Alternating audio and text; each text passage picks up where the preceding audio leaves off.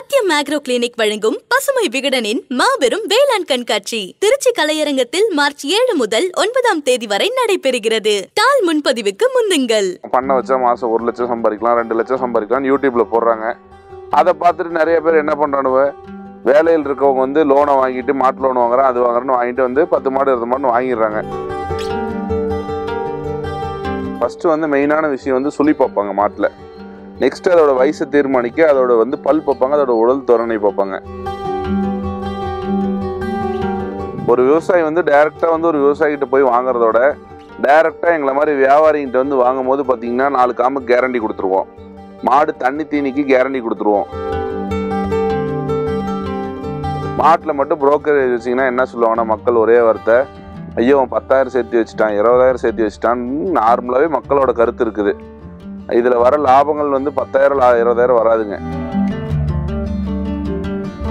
First ஒரு சென மாடா வாங்குறீங்க, அந்த மாடு கண்ணு போடும் போது கண்ணு வந்து மடி வந்து பாத்தீங்கன்னா நல்லா ஃபுல்லா வச்சு போடுதா இல்ல மடி சின்னதுலயே போடுதா, அது ஒன்று செக் பண்ணுங்க. என் சைடில் மிஸ்டேக்கா இருக்கிற மாடு வந்து நான் எடுத்து ரிட்டர்ன் மாத்தி கொடுப்பேன். அதில் ஒரு 6 மாடு வந்து அவங்க, அதாவது புதுசா வளர்க்க தெரியாதவங்க, இந்த மாதிரி வாங்கிட்டு போய் ஏதோ ஒன்று பண்றவங்களா இருப்பாங்க. ஒரு 2 லட்ச ரூபா வரைக்குமே நம்ம கிட்ட மாடு இருக்குது. இது வரைக்கும் நான் அதிகமாக சேல் பண்ணதுன்னு வந்து பார்த்தீங்கன்னா 2,23,000 ஒரு மாடு சேல் பண்ணுங்க. வாரம் 10 லட்ச ரூபா கணக்கு வச்சிங்கன்னா மாசத்துக்கு 40 லட்ச ரூபாய்க்கு மாடு இறக்கி ஏற்றுவோங்க. ஆல் ஓவர் வந்து மாடு நம்ம இறக்குறது வந்து 10 லட்ச ரூபானா ஏற்றுறது 10 லட்ச ரூபா.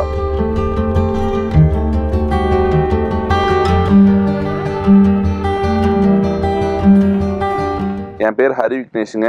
நான் வந்து சேலம் மாவட்டம் அயோத்தியாபட்டினம் ஒன்றியம் கூட்டாத்தப்பட்டி கிராமத்துலேருந்து மாட்டு வியாபாரம் பண்ணிட்டு இருக்கேன். நான் வந்து ஒரு படித்த பட்டதாரிங்க.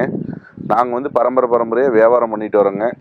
நம்மக்கிட்ட வந்து எப்பொழுதுமே வந்து பார்த்திங்கன்னா வளர்ப்பு மாடுகள் வந்து இருக்கிற அனைத்து பிரீடுகளும் கிடைக்கும். அதாவது பார்த்திங்கன்னா HF, Jersey cross, HF cross, சென மாடுகளாகவும் கிடைக்கும், கன்று மாடுகளாகவும் கிடைக்கும், கை கருவிகளாகவும் கிடைக்குங்க. ஆனால் நாங்கள் வந்து பார்த்திங்கன்னா நம்ம சின்ன வயசுலேருந்தே வியாபாரம் தாங்க. அதாவது வந்து பார்த்திங்கன்னா தாத்தா காலம், அப்பா காலம். இப்போ அதுக்கடுத்து நான் வந்து படித்து முடித்தேங்க. காலேஜ் முடிச்சுட்டு நான் வேலைக்கு போகலைங்க, டேரெக்டாகவே மாட்டு வியாபாரம்ங்க. ஏன்னா இதில் வந்து நாங்கள் மாடு வந்து பார்த்திங்கன்னா சின்ன வயசுலேருந்தே நம்ம மாட்டில் வந்து நம்மளுக்கு அனுபவம் அதிகங்க. அதாவது மாட்டில் வந்து ஒரு டாக்டர் வந்து இருந்து என்னென்ன பண்ணுவாரோ அவரோட எக்ஸ்பீரியன்ஸ் அளவுக்கு எங்களுக்கு எக்ஸ்பீரியன்ஸ் உண்டுங்க. அதாவது மாட்டுக்கு வந்து பார்த்தாலே காய்ச்சல்னு கண்டுபிடிக்கணும், எனக்கு கண்டுபிடிக்க தெரியும். மாடு வந்து கண்ணுக்குட்டி எடுக்க தெரியும். அந்த மாதிரி எல்லா ஒரு மருத்துவ வேலைகளும் நானே செய்வேங்க. அதனால் நான் வந்து காலேஜ் முடிச்சு வியாபாரத்துக்கு வந்துட்டேங்க. இப்போ வந்து நம்ம ஆன்லைன் மூலயமா பண்ணி ஆல் ஓவர் தமிழ்நாடு, கேரளா, ஆந்திரா, கர்நாடகா 4 ஸ்டேட்டுக்கு ஓவரால் மாடு சப்ளை பண்ணிட்டு வரோங்க. வீக்லி வந்து ஒரு 50 மாட்டுக்கு மேலே சப்ளை கொடுப்போங்க. நம்மகிட்ட ஒன்லி வளர்ப்பு மாடு மட்டும்தாங்க. நம்ம மாட்டு வியாபாரத்தில் பொறுத்த வரைக்கும் சவால்கள்ங்கிறது தினம் சொல்ல முடியாதுங்கன்னா, ஒரு நொடிக்கு நொடி நம்ம வந்து மாட்டில் வந்து சவால்கள் மேற்கொண்டுக்கிட்டே தான் இருக்கும். இப்போ வந்து கணக்குக்கு பார்த்தீங்கன்னா வாரம் வந்து ஒரு 15-20 மாடு இறக்குறோம்னா குறைஞ்சது அதோட இன்வெஸ்ட்மெண்ட்டுன்னு பார்த்தீங்கன்னா குறைஞ்சது 10 to 12 லட்சம் இருக்கும். ஒவ்வொரு மாடும் 50,000, 60,000, 1 லட்சம், 1,25 லட்சம், 1.5 லட்சம் வாங்கிட்டு கட்டுறோம். 2 நாளைக்கு முன்னாடி நடந்தது வந்து பார்த்தீங்கன்னா ஒரு 1 லட்ச ரூபாய் மாடு வாங்கிட்டு வந்து கட்டியிருந்தோங்க. நைட்டு வந்து பார்த்தீங்கன்னா பாம்பு கடிச்சு இறந்துருச்சு. அது ஒன்றும் பண்ண முடியாது, யார் மேலேயும் தப்பு சொல்ல முடியாது. விவசாயிகிட்ட வாங்கினவங்களையும் தப்பு சொல்ல முடியாது, நம்ம மேலேயும் தப்பு சொல்ல முடியாது. அது இயற்கையாக நடந்ததுங்க. அது வந்து ஒரு மாடு ஒன்று, அதில் வந்து பல்காக பணம் போகுங்க. 2வது வந்து மாட்டுக்கு வந்து பார்த்திங்கன்னா ஏதாவது காய்ச்சல் வந்து இறந்துரும். 2வது வந்து இப்போ விவசாயிங்க வந்து நம்ம போய் வாங்குவோம், இந்த மாடு வந்து 15 லிட்டர் கரைஞ்சின்னு சொல்லி கொடுப்பாங்க. நாம் வந்து கஸ்டமருக்கு நாம் சேல்ஸ் பண்ணும்போது 13 லிட்டர் தான் கேரண்டி சொல்லி கொடுப்போம். அப்போ வந்து சில பேர் வந்து நம்மளை ஏமாற்றி கூட கொடுத்துருப்பாங்க. நாம் அதே கேரண்டியில் சொல்லும் போது நாம் ஏமாந்து போகிறதுக்கான வாய்ப்புகள் நிறைய இருக்குது. அந்த மாதிரி ரிட்டர்ன் எடுப்போம், 60,000 கொடுத்துருப்போம். ஆனால் ரிட்டர்ன் எடுத்தோம்னா அவங்க 1 மாதம் கறந்து பார்க்க சொல்லுவோம். கறந்து பார்த்து அந்த கரை வரலன்னுவாங்க. அப்போ வந்து திரும்பி நம்மகிட்ட வரும்போது நம்ம என்ன பண்ணுவோம்னு கேட்டிங்கன்னா, அந்த பணத்துக்கு விற்காது. விற்றுச்சுன்னா இப்போ நம்ம 60,000 கொடுத்தோம்னா 40,000 விற்கும், 35,000 விற்கும். அந்த மாதிரி ஏகப்பட்ட இருக்குங்க. 2வது வந்து மாடு பராமரிக்க தெரியாதவங்க நம்ம மாடு நிறைய வாங்கிட்டு போயிடுவாங்க. இப்போ நானும் வந்து இப்போ யூடியூப்ல நிறைய பேர் போடுறாங்க, பண்ண வச்சா மாதம் 1 லட்சம் சம்பாதிக்கலாம், 2 லட்சம் சம்பாதிக்கலாம்னு யூடியூப்ல போடுறாங்க. அதை பார்த்துட்டு நிறைய பேர் என்ன பண்ணுறானுவ, வேலையில் இருக்கவங்க வந்து லோனை வாங்கிட்டு மாட்டு லோன் வாங்குறான், அது வாங்குறேன்னு வாங்கிட்டு வந்து 10 மாடு 20 மாடு வாங்கிடுறாங்க. வாங்கிட்டு போயிட்டு அதுக்கான மெயின்டெனன்ஸ் அவங்களுக்கு 1% கூட பண்ண தெரியாது. சாணி வரது கஸ்டமருக்கு கும்பிஞ்ச இடுப்பொலிக்கு எல்லாமே சொல்லுவாங்க. பின்னாடி வந்து அந்த மாடு வந்து பராமரிக்கலாம், நாளைக்கு வந்து அந்த மாடு அதாயிருச்சு இதாயிருச்சுன்னு சொல்லிடுவாங்க. ஆனால் ஃபுல்லோட எல்லா கம்ப்ளைண்ட்டும் வந்து பார்த்திங்கன்னா யார் மேலே வந்து விடியும்னா என் மேலே தாங்க வந்து விடியும்.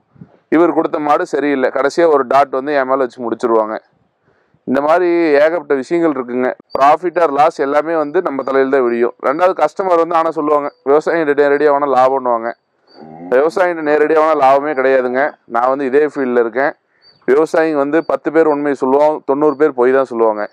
நம்மளோட அனுபவம் முழு அனுபவம் இருந்தால் மட்டும்தான் மாட்டை கரெக்டாக தேர்ந்தெடுக்க முடியும், தேர்ந்தெடுத்து வாங்கிட்டு வர முடியும். இப்போ நீங்கள் வந்து வியாபாரிகிட்டோன்னா லாபம் வச்சு விற்றுருவாங்கன்னு எவ்வளோ கமெண்ட் கொடுப்பாங்க. தொழில் பண்ணால் லாபம் இல்லாமல் யாரும் பண்ண மாட்டாங்க. எந்த அளவுக்கு ப்ராஃபிட் இருக்கோ அந்த அளவுக்கு நஷ்டம் இருக்குது இந்த தொழிலில்.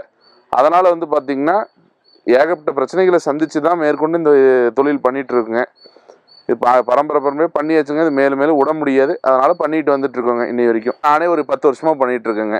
மாடு எங்க இருந்து பர்ச்சேஸ் பண்றீங்க? நேரடியா விவசாயி தோட்டத்தை போய் வாங்குறீங்களா, இல்ல சந்தைக்கு போய் வாங்குவீங்களா? நம்ம சந்தைக்கு போய் வாங்க மாட்டோங்க.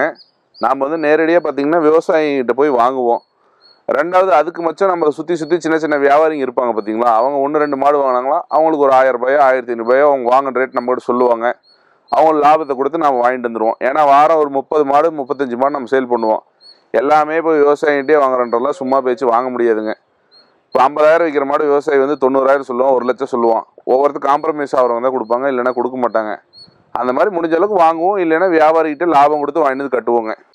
இப்போ நீங்கள் சொன்னீங்க, அதாவது 10% தான் உண்மையை பேசுவாங்க மாடு விற்கிறவங்க, 90% போய் பேசுவாங்க. என்ன மாதிரிலாம் கவனிச்சு வாங்கணும், எப்படிலாம் ஏமாற்றுவாங்க, எந்த மாதிரிலாம் ஏமாத்துறதுக்கு வழிமுறைகள் இருக்கு, எப்படி ஏமாறக்கூடாது, அது எப்படி பார்த்து வாங்கணும்? ஒரு மாடு நல்ல மாடு வாங்கணும்னா எப்படி பார்த்து வாங்கணும்? அதாவது ஃபர்ஸ்ட் வந்து பார்த்தீங்கன்னா ஒருத்தர் வந்து இப்போ நானே கூட நான் சொல்கிறேன்னா அந்த விஷயத்தை வந்து முழுசாக நம்பக்கூடாது. மாடு வாங்குறவங்க, மாட்டில் அனுபவம் இருக்கவங்க வந்து மாட்டை வந்து நல்லபடியாக வந்து பார்க்கும்போது அவங்களுக்கு தெரியணும். ஃபஸ்ட்டு வந்து மெயினான விஷயம் வந்து சுழி பார்ப்பாங்க மாட்டில். நெக்ஸ்ட் அதோட வயசை தீர்மானிக்க அதோட வந்து பல் பார்ப்பாங்க, அதோட உடல் தோரணை பார்ப்பாங்க. நெக்ஸ்ட் அதோட கொம்பு வளத்தை பார்க்கலாம். ரெண்டாவது வந்து மாடு வந்து நல்ல பால் கறக்கக்கூடிய மாடு வந்து நல்ல பால் தார இருக்கும், நல்ல காம்பு வரிசை இருக்கணும், அதாவது அடிக்கு ஒரு காம்பு இருக்கணும். அந்த மாதிரி இருக்கிற மாடு நல்ல பால் கறக்குன்ற தன்மையில் நம்ம சூஸ் பண்ணலாம். ரெண்டாவது மடியில் வந்து தோல் லூஸ் நல்லா இருக்கான்னு செக் பண்ணணும். மாடு வந்து ஷைனிங் நல்லா இருக்குதான்னு செக் பண்ணணும். ரெண்டாவது வந்து மாடு வந்து பார்த்திங்கன்னா நல்ல குணமனமாக இருக்குதான்னு செக் பண்ணணும். நல்ல காட்டில் விட்டால் மேய்தான்னு செக் பண்ணணும். நல்ல தண்ணி குடிக்குதான்னு செக் பண்ணணும். அதே மாதிரி வெயிலில் வந்து உங்களுக்கு மாடு இழப்பு வாங்குதான்னு செக் பண்ணணும். இந்த மாதிரி ஏகப்பட்ட விஷயங்கள் இருக்குது. இதுக்கு முன்னாடி வந்து அந்த மாடு வந்து போன கண்ணுக்கு வந்து எதை கண்ணு விசிறுச்சா என்ன ஏதுன்றது மாடு பார்க்கும்போது இதெல்லாம் வந்து நார்மல் விவசாயிகளால் பார்த்தா கண்டுபிடிக்க முடியாதுங்க. ஒரு அனுபவம் இருக்க ஆளுங்க இதெல்லாம் பார்த்தா கண்டுபிடிப்பாங்க. இப்போ சென மாடு வந்து பார்த்தீங்கன்னா நான் காம்பை தொட்டால் எனக்கு தெரியும் அந்த காம்பு வந்து ஃபெயிலியர் இல்லை, அந்த காம்பில் பால் வருங்கிறது எனக்கு தெரியும். இதே நார்மலாக ஒரு விவசாயி வந்து டெய்லி பால் கறந்துட்டு இருக்கவங்க போய் செக் பண்ண சொன்னாலும் அவங்களால செக் பண்ண முடியாது. நம்ம வந்து பார்த்தா செக் பண்ணுவோம். இதுதாங்க ஒரு அனுபவங்கிறது ஒன்று வேணுங்க. நல்ல ஒரு அனுபவம் மிக்க ஆளை வந்து தைரியமாக கூப்பிட்டு போய் ஒரு 500,000 காசு போனாலும் சரின்ட்டு ஒரு புரோக்கரேஜ் கூப்பிட்டு போய் வாங்குறது பெஸ்ட்டான ஆப்ஷனுங்க. அது இப்போ நீங்கள் வந்து உங்கள் அனுபவத்தில் நீங்கள் மாட்டை பார்த்தா நீங்கள் வந்து என்ன நோய்பட்டுன்னு கண்டுபிடிச்சிருவீங்க. இப்போ புதுசாக உங்கள்கிட்ட மாடு வாங்கி புதுசாக ஒரு மாட்டை பற்றி எங்களுக்கு தெரியாது. அந்த மாடு வந்து என்ன நோய் வாய்ப்பட்டுக்குன்னு எப்படி ஒரு சின்ன அறிகுறி வச்சு கண்டுபிடிக்க முடியுமா? அதை பற்றி சொல்லுங்களேன். அதாவதுண்ணா இப்போ வந்து நாங்கள் வந்து எல்லாமே கண்டுபிடிக்கிறோம்னு கேட்டிங்கன்னா ஒரு விவசாயி வந்து டைரெக்டாக வந்து ஒரு விவசாயிகிட்ட போய் வாங்குறதோட டைரெக்டாக எங்களை மாதிரி வியாபாரிகிட்ட வந்து வாங்கும் போது பார்த்தீங்கன்னா 4 காம்புக்கு கேரண்டி கொடுத்துருவோம். மாடு தண்ணி தீனிக்கு கேரண்டி கொடுத்துருவோம். மெயினாக மாட்டில் வந்து மூளை வரும், அதுக்கு கேரண்டி கொடுத்துருவோம். பாலுக்கு வந்து கேரண்டி கொடுப்போம். இந்த 4 விஷயம் கேரண்டி கொடுத்தாலே ஒரு விவசாயியோட நார்மலான விஷயங்கள் வந்து நேர்த்தியான மாதிரி ஆயிருங்க. இதே நீங்கள் ஒரு காட்டில் போய் வாங்கினாலோ சந்தையில் போய் வாங்கினாலோ இந்த கேரண்டிலாம் வராது. சந்தையில் வாங்கினா வெளியே வந்துட்டால் முடிஞ்சுது. அதாவது பணம் டு பணம் கைமாறினா அதோட லாப நஷ்டங்கள் முடிஞ்சுது. விவசாயிகிட்டே அதே மாதிரி தான். நீங்கள் வாங்கிட்டு போய் 2 நாள் கழிச்சு விவசாயிகிட்ட போய் சொன்னீங்கன்னா நான் வச்சுருந்தபோது நல்லாவே வச்சுருந்தேன், நீ போய் என்ன பண்ணி யாருக்கு தெரியும்னு ஒரே வார்த்தை முடிப்பாங்க. ஆனால் இதே விவசாயி வந்து வியாபாரிகிட்ட வாங்கிட்டு போனால் 2 நாள் ஆனாலும் சரி 2 மாதம் ஆனாலும் சரி நம்மக்கிட்ட வந்து நீ கொடுத்த மாடு சரியில்லை, அதாகி போச்சு இதாகி போச்சுன்னுவாங்க. இதுதான் நார்மலான நடக்கிறக்கூடிய விஷயங்க. பேசிக்காக வந்து முடிஞ்ச அளவுக்கு வியாபாரிகிட்ட போய் வாங்குறது நல்லதுங்க. ஏன்னா எல்லாருமே வந்து செக் பண்ணி வாங்க முடியுன்றது சொல்ல முடியாது கேரண்டியாக. ஏன்னா இப்போ நான் வந்து பார்த்திங்கன்னா இத்தனை மாடு கட்டியிருக்கேன், இவ்வளோ இன்வெஸ்ட்மெண்ட் பண்ணியிருக்கேன். குறைஞ்சது இப்போ இங்கே ஒரு 12 லட்ச ரூபாய்க்கு மாடு இருக்குது. எல்லாம் என் சொந்த காசு போட்டு வாங்கிட்டு வந்து கட்டி அதுக்கப்புறம் தான் வர கஸ்டமருக்கு கொண்டு போய் மாடு கொடுத்து ரேட் பேசி விற்கிறோம். அப்போ நான் வந்து நல்ல பொருளை தான் வாங்கிட்டு கட்டணும். ஏன்னா அது இன்றைக்கி விற்கும் விற்காது யாருக்கும் தெரியாது. நான் கெட்ட பொருள் வியாபாரம் பண்ண முடியாது. சொந்த பணத்தை போட்டு நான் கெட்ட பொருள் வாங்கிட்டு கட்டுறதுக்கான ஆப்ஷனே கிடையாதுங்க. அதனால் என்கிட்ட வந்து பொருள் எல்லாமே 100% தெளிவாக தான் இருக்குங்க. அதாவது அனுபவம் உள்ள ஆளை கூட்டு போய் நம்ம எந்த தொழிலுமே இப்போ வந்து மாடு வாங்குறதாகட்டும், லேண்டு வாங்குறதாகட்டும், மியூச்சுவல் ஃபண்டு, ஷேர் மார்க்கெட்டு எதில் போய் நீங்கள் பண்ணுறதுனாலும் ப்ரோக்கரேஜ் டிஃபென்ஸ் தான். மாட்டில் மட்டும் புரோக்கரேஜ் வச்சிங்கன்னா என்ன சொல்லுவாங்கன்னா மக்கள் ஒரே வார்த்தை, ஐயோ 10,000 சேர்த்து வச்சுட்டான் 20,000 சேர்த்து வச்சுட்டான்னு நார்மலாகவே மக்களோட கருத்து இருக்குது. இதில் வர லாபங்கள் வந்து 10,000 20,000 வராதுங்க. 2,000 3,000 தெரிஞ்சாலும் இப்போ ஏன்னா யூடியூப்புங்கிற ஒரு விஷயம் வந்துருச்சுங்க. குறைஞ்சது குழந்தைங்க கூட வந்து இப்போ ஒரு 10,000 20,000 கையில் காசு இருந்தால் ஒரு மாடு வாங்கிட்டு வந்து வெட்டு மாடு கூட வாங்கிட்டு வந்து யூடியூப்ல போட்டு விற்கிறாங்க. அதனால் வந்து இன்றைக்கி மார்க்கெட்டுங்கிறது ரொம்ப பெருசாகிடுச்சுங்க. மாட்டு வியாபாரம் முன்னெல்லாம் தெரிஞ்சவன் தான் பண்ணான், இப்போலாம் தெரியாதவன் யார் வேணாலும் பண்ண ஆரம்பிச்சிட்டாங்க. அதனால் முடிஞ்ச அளவுக்கு எப்பயுமே அனுபவம் உள்ள ஆளை கூட்டு போய் வாங்கணும். ரெண்டாவது, அத்தனை கேரண்டி கொடுப்பீங்களான்னு நீங்கள் உங்கள் சைட்லேருந்து ஒரு டைம் கேட்டுக்கோங்க. கேரண்டி தரலைன்னா கண்டிப்பாக வாங்க வேண்டாம். மாடு என்னதான் பார்க்க மடி சிட்டாக இருந்தாலும் சரி, மாடு தோரணையாக இருந்தாலும் நீங்கள் வாங்க தேவையில்லை. நீ கேரண்டி கொடுக்குறீங்களா சொல்லுங்கள், நான் வாங்கிட்டு போகிறேன். ஏன்னா நீங்களும் பணத்தை போட்டு வாங்குறீங்க, நாம் வந்து சும்மா கொடுக்க மாட்டாங்க யாருமே. அதாவது மாடு வந்து பார்த்தீங்கன்னா பராமரிப்புங்கிறது ரொம்பவே சுலபமான விஷயம்தான். ஆனால் ராத்திரி பகல் எல்லாமே நம்மளுக்கு வந்து ஒரு மாடு வந்து நம்ம காட்டில் கட்டியிருக்கோம்னா ராத்திரி பகல் அந்த மாட்டு மேலே நம்மளுக்கு ஒரு கண் இருந்துக்கிட்டே இருக்கணும். வேலை வந்து மாட்டோட வேலைங்கிறது ரொம்பவே சுலபமான வேலை தான். அதாவது காலையில் எந்திரிக்கிறீங்க, தாலி ஜாடி வைக்கிறீங்க, பால் கறக்குறீங்க, கறந்து பிடிச்சிட்டு கட்டுத்தறி க்ளீன் பண்ணுறீங்க, கட்டுத்தறி க்ளீன் பண்ணிட்டு மாடு மேய்ச்சலுக்கு போகும், திருப்பி வந்து ஜாடி வைக்கிறீங்க, பால் கறக்குறீங்க. இந்த வேலை தான் செய்கிற மாதிரி இருக்கும். பட் ஆனால் அதுவும் ஒரு உயிருள்ள ஜீவன். அப்போ நீங்கள் அதை என்ன பண்ணணும், மாடோட ஆக்டிவிட்டிஸ் டெய்லி செக் பண்ணணும். அதாவது மாடு வந்து ஆக்டிவாக இருக்கும்போது நல்லா மேயும், நல்லா தண்ணி குடிக்கும். ஃபஸ்ட்டு ஆக்டிவிட்டி இதை நீங்கள் செக் பண்ணிக்கணும். நல்லா மேயுதா தண்ணி குடிக்குதான்னு உங்கள் பார்த்துக்கிட்டே இருக்கணும். சப்போஸ் இப்போ 2 நாள் நல்லா மேய்ஞ்சிப்பா, இன்றைக்கி மேயலப்பா அப்படின்னும் போது அந்த மாட்டில் ஏதோ ஒன்று நடந்திருக்குது. ஒரு ஃபீவர் வந்திருக்கலாம், அஜீரண கோளாறாக இருக்கலாம், இந்த மாதிரி என்ன வேணாலும் இருக்கலாம். அதே மாதிரி ஒரு நாளைக்கு காலையில் ஒரு டைம், சாயங்காலம் ஒரு டைம் கம்பல்சரி பால் கறக்கணும்.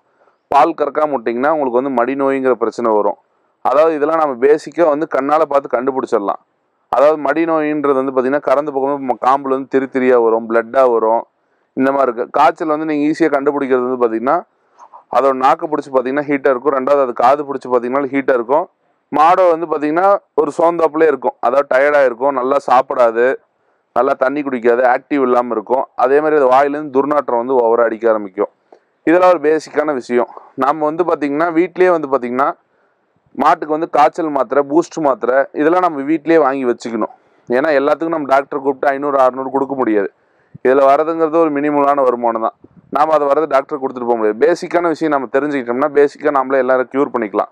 முடியாத விஷயங்கள், அதாவது இந்த அம்மா வருதுப்பா, இந்த மாதிரி மாடு வந்து மூலம் நல்லது, இந்த மாதிரி ரொம்ப கிரிட்டிக்கலான விஷயங்களுக்கு வந்து நீங்கள் டாக்டரை கன்சல்ட் பண்ணணும் கம்பல்சரி. இந்த மாதிரி நீங்கள் வந்து மேலும் மேலும் மாட்டை வந்து நல்லபடியாக பராமரிக்கணும். மெயினாக மாடு வந்து நல்லா சுத்தபத்தமாக வச்சுக்கணும். அழுக்காக வச்சுக்கிட்டிங்கன்னா மாடு வந்து உங்களுக்கு நோய் வந்து சீக்கிரமாக அட்டாக் ஆகும். இதெல்லாம் வந்து நீங்கள் பேசிக்காக தெரிஞ்சுக்க வேண்டியதுங்க. ரொம்ப டீப்பாக தெரிஞ்சுக்க வேண்டியது இல்லைங்க. நார்மலாக ஒரு விவசாயி வந்து இது தெரிஞ்சுக்கிட்டாலே போதும், மாடு வந்து சிறப்பாக வச்சுருக்கலாங்க. இப்போ மாடு வாங்கி வளர்த்ததே வந்து பாலுக்காக தான். இப்போ அந்த பால் வளர்த்து பெருக்கணும் அப்படின்னா எந்த மாதிரி உணவு முறையெல்லாம் வந்து அவங்க கொடுத்தாக்கா பால் தரமாக இருக்கும், அதிக பால் கொடுப்போம், அந்த பால் தரமான பாலாக இருக்கும்? அதாவதுனா வந்து பார்த்திங்கன்னா மாடு வந்து நல்லா உங்களுக்கு பால் கறக்கணும்னா ஃபஸ்ட்டு வந்து மாடு வந்து கண்ணு போடுற ஸ்டேஜ்லேருந்தே போவாங்க. ஃபஸ்ட்டு ஒரு சென மாடாக வாங்குறீங்க, அந்த மாடு கண்ணு போடும் போது கண்ணு வந்து மடி வந்து பார்த்திங்கன்னா நல்லா ஃபுல்லாக வச்சு போடுதா இல்லை மடி சின்னதுலேயே போடுதா, அது ஒன்று செக் பண்ணுங்க. ரெண்டாவது கண்ணுக்குட்டி நார்மலாக போடுதான்னு செக் பண்ணணும். கண்ணுக்குட்டி போடாமல் இழுத்து போட்டிங்கன்னா ரெண்டாவது செத்த கிளியராக போடுதான்னு செக் பண்ணணும். இதெல்லாம் வந்து ஒரு பாலுக்கு வந்து நீங்கள் என்னடா இது கண்ணு போடுறத, நான் பால் கேட்டால் கண்ணு போடுறத பற்றி சொல்கிறான்னு நீங்கள் நினைக்க வேணாம். இதுலேருந்தே நம்மளுக்கு வந்து கம்ப்ளைண்ட் ஸ்டார்ட் ஆயிரும். செத்த ஒழுங்காக போடாமல் மாட்டுக்குள்ளே நின்றுச்சுன்னா மாடு வந்து வயிறு கெட்டு போய் மாடு இறந்து போகிறதுக்கான வாய்ப்புகள் நிறைய இருக்குது. பால் வந்து சுத்தமாக வராது. என்னப்பா 5 லிட்டர் சொல்லி கொடுத்து 1 லிட்டர் கறக்குன்னா மாட்டு வயிற்றுக்குள்ளே சீக்காயிருச்சுன்னு அர்த்தம், செத்த ஒழுங்காக வெளியே எடுக்கலன்றது அர்த்தம். அந்த மாதிரி மாடு வந்து கால்சியம் டவுன் ஆயிரும். இதெல்லாம் வந்து பேசிக்காக ஃபஸ்ட்டு கண்ணு போட்டோன்னே இதெல்லாம் செக் பண்ணிக்கணுங்க. இது செக் பண்ணி முடிச்சுட்டு தான் ரெண்டாவது பால் உற்பத்திக்கு வரணும். ஃபஸ்ட்டு சீம்பால் வந்து தெளிகிற வரைக்கும் விட்டுறணும். மேந்தினி எதுவுமே கொடுக்கக்கூடாது. மாட்டு வயிறு வந்து புண்ணாக இருக்கும். அதே மாதிரி அடர் தீவனங்கள் அதிகம் கொடுக்கக்கூடாது.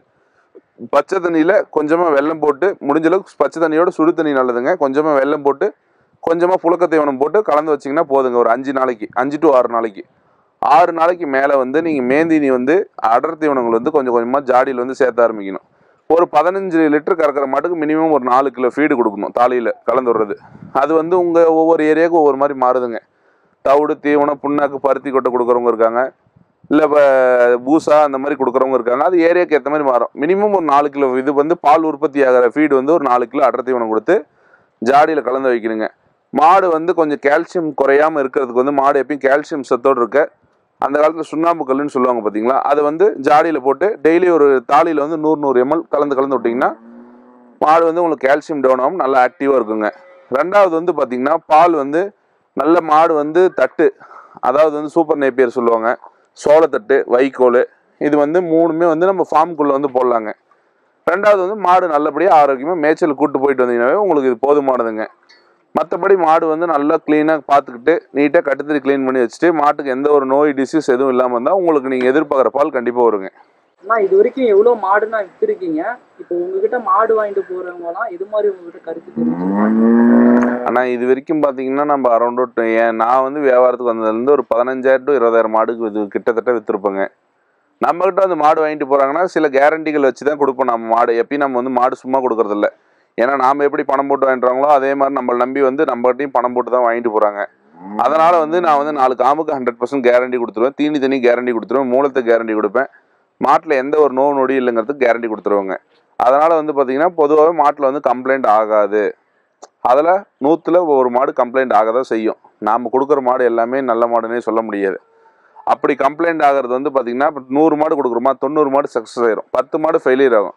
அந்த 10 மாட்டில் வந்து 4 மாடு வந்து என் சைடில் மிஸ்டேக்காக இருக்கும். என் சைடில் மிஸ்டேக்காக இருக்கிற மாடு வந்து நான் எடுத்து ரிட்டன் மாற்றி கொடுப்பேன். அதில் ஒரு 6 மாடு வந்து அவங்க அதாவது புதுசாக வளர்க்க தெரியாதவங்க இந்த மாதிரி வாங்கிட்டு போய் ஏதோ ஒன்று பண்ணுறவங்களாம் இருப்பாங்க. அந்த மாதிரி இருக்கிறது வந்து நம்ம ஏற்றுக்க முடியாது. ஏன்னா அவங்களும் முதலீடு போட்டு வாங்குறாங்க, நாமளும் முதலீடு போட்டு தாங்க வாங்குறோம். அதனால் ஏற்றுக்கூடிய விஷயங்கள் நான் கொடுத்த கம்ப்ளைண்ட்டில் ஏதோ ஒன்று கேரண்டி இருக்கிறது எல்லாமே பண்ணி கொடுத்துருவாங்க. இது வரைக்கும் நீங்கள் விற்பனை செஞ்ச மாட்டில் ஏதாவது பிரச்சனை வந்ததா? அது என்னன்னு கொஞ்சம் அனுபவம் மாதிரி சொல்ல முடியும்? அதாவது வந்து பார்த்தீங்கன்னா மாடு வந்து பார்த்தீங்கன்னா இது வரைக்கும் நம்ம கொடுத்த மாட்டில் பேசிக்கான பிரச்சனை ஸ்டார்டிங்லேயே வந்து பார்த்தீங்கன்னா வருதுன்னு பார்த்தீங்கன்னா இப்போ சென மாடாக கொடுப்போம். கண்ணு போடும்போது அவங்களுக்கு தெரியும் கண்ணு போடுதான்னு பார்ப்பாங்க. கண்ணு போட்டுறதுக்கப்புறம் மூளை வரும் சில மாட்டுக்கு. அதெல்லாம் வந்து நம்ம பக்கத்துலேயே இருந்து வந்து மாடு வந்து ஒரு கண்ணு போட்டுச்சுன்னா ஒரு மூளை வருதான்னு செக் பண்ணிக்கணும். மூளை மேக்ஸிமம் 99% வராது. ரெண்டாவது மாடு வந்து கண்ணின்னு 8 மணி நேரத்துக்குள்ளே செத்தை போட்டிருக்குதான்னு பார்க்கணும். செத்தை போடலனா நீங்கள் ப்ராப்பரான டாக்டர் கூப்பிட்டு செத்தையை எடுத்துட்டு அதுக்கான ட்ரீட்மெண்ட் நம்ம ப்ராப்பராக உடனடியாக பண்ணிடணும். ரெண்டாவது வந்து சீம்பால் வந்து உடனே பீசணும். சீம்பால் தானே கண்ணுக்குட்டி ஃபுல்லாக குடிச்சிட்டு போதுன்னு விடுவாங்க. அதில் வந்து மடி நோய் ஸ்டார்ட் ஆயிரும். அதில் வந்து காம்பு வந்து சூட போயிடும். இப்போ இந்த இதுக்கெல்லாம் வந்து பேசிக்கான விஷயத்துக்குலாம் நம்ம வந்து கேரண்டி ஏற்றுக்க முடியாது. இதெல்லாம் வந்து கஸ்டமரோட சப்போர்ட். அதாவது அவங்களுக்கு வந்து பேசிக்காக இதில் என்ன நடக்குதுன்னே தெரியாமல் அவங்க பாட்டுக்கு வாங்கிட்டு போயிட்டு நாளைக்கு இதில் என்ன நடக்குதுன்னு தெரிஞ்சால் தானே அவங்களும் வந்து ப்ராப்பராக பார்த்துக்குவாங்க. பார்த்துக்க தெரியாதவங்க இந்த மாதிரி ஆகுங்க. இதுதாங்க பேசிக்காக நடக்கிறது. ஆனால் எத்தனை வகையான மாடுகள்லாம் விற்பனை பண்ணுறீங்கன்னா இது வரைக்கும் உங்ககிட்ட அதிக விலை போன மாடு தான் இருக்குது, குறைந்தபட்ச விலை போன மாடு இருக்குண்ணா? ஆனால் இது வரைக்கும் வந்து பார்த்திங்கன்னா நம்ம வந்து சேல் பண்ணுறது 4 வெரைட்டி தானே. Jersey cross, HF cross. மக்களோட தேவைக்கு ஏற்ற மாதிரி அதாவது வந்து பார்த்திங்கன்னா மேக்ஸிமம் வந்து ஜெர்சி கிராஸ் சேல்ஸ் ஆகுங்க. பண்ணை ரகத்தில் வந்து பார்த்திங்கன்னா ஹெச்எஃப் மாடு பண்ணையாளர்கள் வந்து அவங்க தேவைக்கு வரும்போது ஹெச்எஃப் கிராஸ் வந்து சேல்ஸ் பண்ணுவாங்க. நம்மகிட்ட வந்து மினிமமாக ஒரு 35,000லேருந்து ஒரு 2 லட்ச ரூபா வரைக்குமே நம்மகிட்ட மாடு இருக்குது. இது வரைக்கும் நான் அதிகமாக சேல் பண்ணதுன்னு வந்து பார்த்திங்கன்னா 2,23,000 ஒரு மாடு சேல் பண்ணுங்க. அது வந்து ஒரு அதிகபட்சமாக நான் சேல் பண்ண மாடுங்க. அது வந்து ஹெச்எஃப் ஒரிஜினல் பிரீடுங்க. அது வந்து பார்த்திங்கன்னா அதோட கறவை திறன் வந்து 38 லிட்டருங்க.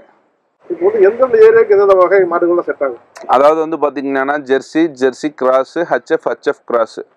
ஜெர்சி கிராஸுங்கிறது வந்து செவலை மாடுங்க. செவலை மாடில் வந்து ஜாதி கூறுபாடாக இருக்கிறது வந்து ஜெர்சின்னு சொல்லுவாங்க. கிராஸ் மாடுங்க வந்து கொம்பு வந்து கிர் கிராஸ் இந்த மாதிரி சொல்லுவாங்க. ஹெச்எஃப்லேயே அதே மாதிரி ஹெச்எஃப் கிராஸ்ன்னு சொல்லுவாங்க. இது 4க்கு என்ன டிஃப்ரென்ஸ்ன்னு கேட்டிங்கன்னா ஜெர்சி கிராஸில் வந்து பாலோட தன்மை வந்து கொஞ்சம் திக்காக இருக்குங்க. ஹெச்எஃப் கிராஸில் வந்து பால் கொஞ்சம் சலசலப்பாக இருக்கும். அது வந்து பார்த்தீங்கன்னா பால் அதிகமாக கொடுக்கணுங்கிறதுக்காகவே உற்பத்தி பண்ண ப்ரீடு. ரெண்டாவது வந்து பார்த்தீங்கன்னா ஹெச்எஃப் கிராஸ் வந்து எல்லா ஊர் கிளைமேட்டுக்குலாம் செட் ஆகாதுங்க.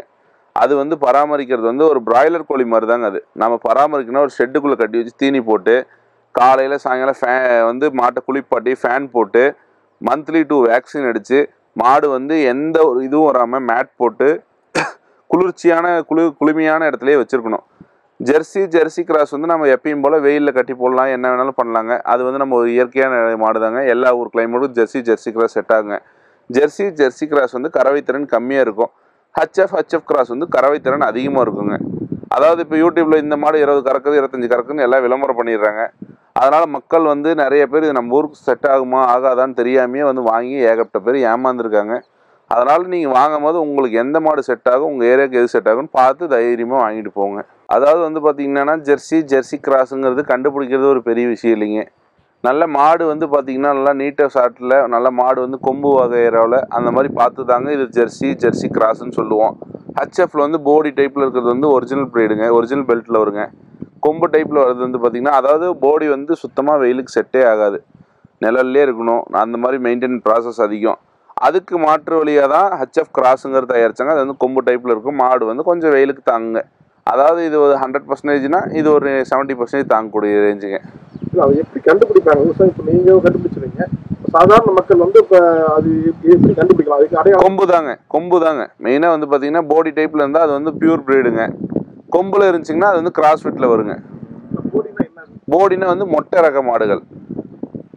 கொம்பு இல்லாத மாடு தான் வந்து போடின்னுவாங்க, போடி டைப்புன்னுவாங்க. அது வந்து பார்த்தீங்கன்னா பியூர் பிரீடில் வரும். சில பேர் வந்து கொம்பு சுட்டுருக்கிறதுனால தான் இது வந்து பியூர் பிரீடுன்னு சொல்லாதீங்கன்னு சொல்லுவாங்க, அதையும் கமெண்ட் பண்ணுவாங்க.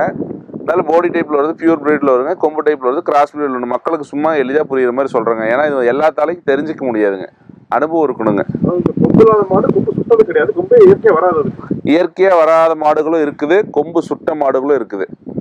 அதாவது அதோட தலை கூறுபாடுகளை வச்சு இது வந்து ஒரிஜினல் பெல்ட், இது கிராஸ் பெல்ட்னு கண்டுபிடிப்போம். அது வந்து நம்ம இது வந்து சொல்லி சொன்னாலும் புரியாதுங்க யாருக்கும். இப்போ நீங்கள் வந்து மாதம் முழுக்க இந்த வாரம் முழுக்க வாரம் சந்தைக்கு போகிறீங்க, இந்த டெய்லி சந்தைக்கு போகிறீங்க, வாங்குறீங்க, பண்ணுறீங்க. இப்போ உங்களுக்கு வந்து தோராயமாக நீங்கள் வந்து இப்போ மாதம் வந்து உங்களுக்கு செலவு போக எவ்வளோ உங்களுக்கு லாபமாக பார்ப்பீங்க? இப்போ வந்து எவ்வளோ டர்ன் ஓவர் பண்ணீங்க, அது செலவு போக எவ்வளோ உங்களுக்கு லாபமாக இருக்கு? இப்போ வந்து பார்த்தீங்கன்னா மாதத்துக்கு வந்து பார்த்தீங்கன்னா ஒரு வாரம் 10 லட்ச ரூபா கணக்கு வச்சிங்கன்னா மாதத்துக்கு 40 லட்ச ரூபாய்க்கு மாடு இறக்கி ஏற்றுவோங்க. ஆல் ஓவர் வந்து மாடு நம்ம இறக்குறது வந்து 10 லட்ச ரூபானா ஏற்றுறது 10 லட்ச ரூபா, மொத்தமாக 10 லட்சம் தாங்க கணக்கு. அதில் வந்து ஒரு மாடு சேல் பண்ணுறோம்னா ஒரு மாட்டுக்கு அதிகபட்சம் ஒரு 2000 ரூபாய் லாபம் வச்சு கொடுப்போங்க. இப்போ வாரத்துக்கு வந்து 10 மாடு விற்கிறோம்னா 20,000 ஆச்சுங்க. மாதத்துக்கு 80,000 வருமானம் வருங்க. அந்த 80,000 வந்து அத்தனை மாட்டுக்கு தவிடு தீவன செலவு, அதில் ஆகிற லாஸ், அது இது கணக்கு பண்ணி பார்த்தீங்கன்னா மாதம் ஒரு 40,000 கிடைக்குங்க. அதாவது வந்து எல்லா மாடும் ப்ராஃபிட்டுக்கு விற்கும்னு சொல்ல முடியாது, அசலுக்கு விற்கும், லாஸ் ஆகியும் விற்கும். இப்போ இந்த மாதிரி செத்தும் போயிடும், ஒன்றும் பண்ண முடியாதுங்க. அதனால் வந்து பார்த்திங்கன்னா நமக்கு ஆவரேஜாக வந்து பார்த்திங்கன்னா ஒரு 40,000 லாபம் கிடைக்கும். அது ஒரு மாதம் கிடைச்சாச்சு, ஒரு மாதம் கிடைக்காம போய் நஷ்டத்துலேயும் போகுங்க, சொல்ல முடியாதுங்க. அதெல்லாம் மேற்படி நமக்கு தோட்டம் இருக்குது, விவசாயம் பண்ணுறோம், இந்த குச்சிக்கிழங்கு எல்லாமே போட்டிருக்கோம், அது இது அறுவடை பண்ணுவோம். மேற்படி கோழி பண்ண வருமானம் இருக்குது, வண்டி ஒன்று இருக்குதுங்க. இது அப்படியே பேசிக்காக வந்து நம்ம சொந்த ஊர்லேயே என்னென்ன தொழில் பண்ணி எப்படியோ முன்ன பின்ன சம்பாதிக்க முடியுன்ற அது இதுன்னு பண்ணி சம்பாரிச்சுக்கிட்டு தாங்க இருக்கோம். மாசம் முன்ன பின்ன ஒரு 1 லட்சம் சம்பாதிப்போங்க. சத்யம் ஆக்ரோ கிளினிக் வழங்கும் பசுமை விகடனின் மாபெரும் வேளாண் கண்காட்சி திருச்சி கலையரங்கத்தில் மார்ச் 7 முதல் 9ஆம் தேதி வரை நடைபெறுகிறது. இந்த மாபெரும் கண்காட்சியில் கலந்து கொண்டு உங்கள் நிறுவனத்தின் தயாரிப்புகளை விவசாயிகளிடம் கொண்டு சேர்த்து பயனடைவீர். ஸ்டால் முன்பதிவுக்கு முந்துங்கள்.